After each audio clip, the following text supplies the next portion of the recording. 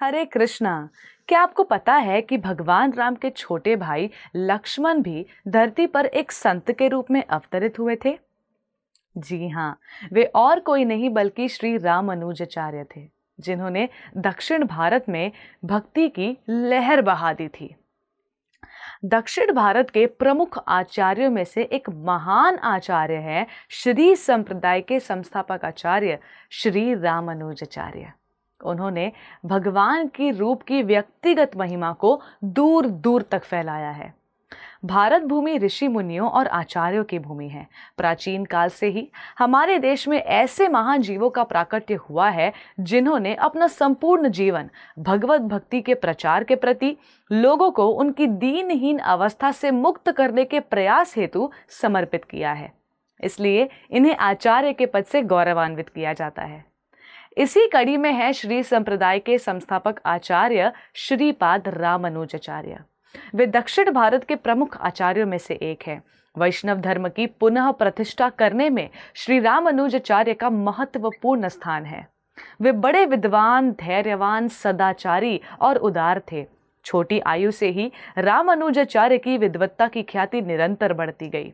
कांचीपुरम के दक्षिण पश्चिम में कावेरी तट पर पवित्र स्थल श्रीरंगम है। श्रीरंगम के मठाधीश प्रसिद्ध अलवर संत यमुनाचार्य थे, जिनकी शरण रामानुजाचार्य ने ली थी। जब यमुनाचार्य अपना देह त्याग कर रहे थे, तब रामानुजाचार्य ने प्रण लिया कि वे सदैव बद्ध जीवों को श्री नारायण के कमल चरणों की शरणागति में लगाकर निर्विशेषवाद से उनकी रक्षा करेंगे और समस्त ग्रंथों का संग्रह कर मंगलमय परम तत्व ज्ञान प्रतिपादक श्री भाष्य की रचना करेंगे। रामानुजाचार्य जी ने श्रीरंगम जाकर संन्यास धर्म में प्रवेश किया। आगे चलकर उन्होंने गोष्ठीपूर्ण जी से दीक्षा ली, जो कि परम धार्मिक विद्वान थे। उनसे दीक्षा और मंत्र प्राप्त करने के लिए रामानुजाचार्य को 18 बार लौटाए जाने के बाद गोष्ठीपूर्ण जी ने उन्हें ओम नमो नारायणाय का उपदेश देकर समझाया कि यह परम पावन मंत्र जिस किसी के कानों में पड़ता है वो समस्त पापों से मुक्त हो जाता है और ऐसे व्यक्ति को मृत्यु के बाद भगवान नारायण का दिव्य धाम वैकुंठ प्राप्त होता है। क्योंकि ये अत्यंत गुप्त मंत्र था, इसलिए गोष्ठीपूर्ण जी ने रामानुजाचार्य को इस मंत्र को किसी भी अयोग्य व्यक्ति को न सुनाने का आदेश दिया।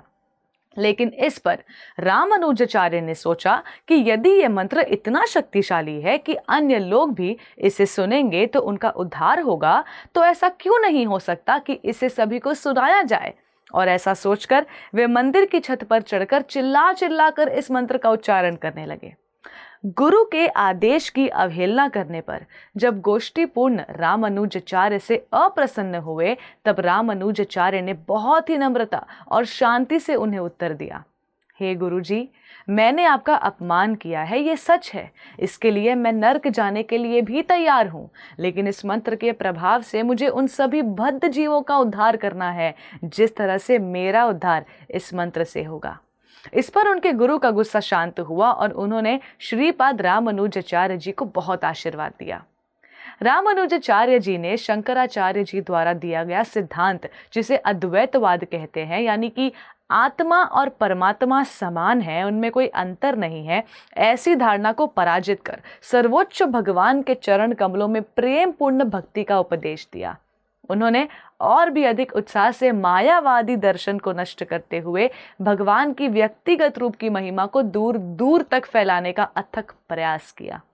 इसलिए विशिष्ट अद्वैतवाद के प्रमुख प्रतिपादक के रूप में उनकी स्तुति की जाती है। विशिष्ट अद्वैतवाद के अनुसार सब जीव भगवान के अंग हैं और सभी जीवों में विशेषता है। रामानुजाचार्य 120 वर्ष की आयु तक श्रीरंगम में रहे। वृद्ध अवस्था में उन्होंने श्री रंगनाथ जी, जो कि स्वयं भगवान विष्णु हैं, उनसे देह त्याग की अनुमति लेकर अपने शिष्यों के समक्ष उसकी घोषणा की।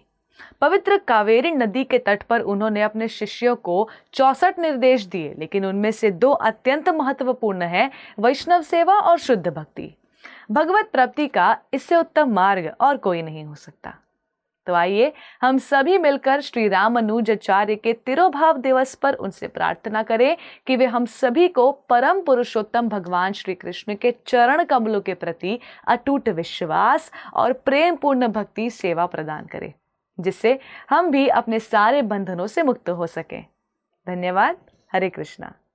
ऐसे ही और भक्तिमय कार्यक्रमों के लिए देखिए हरे कृष्णा टेलीविजन और इसे प्राप्त करने के लिए आप अपने केबल अथवा DTH ऑपरेटर से संपर्क करें तथा और अधिक जानकारी के लिए आज ही डायल करें 7666 839 839।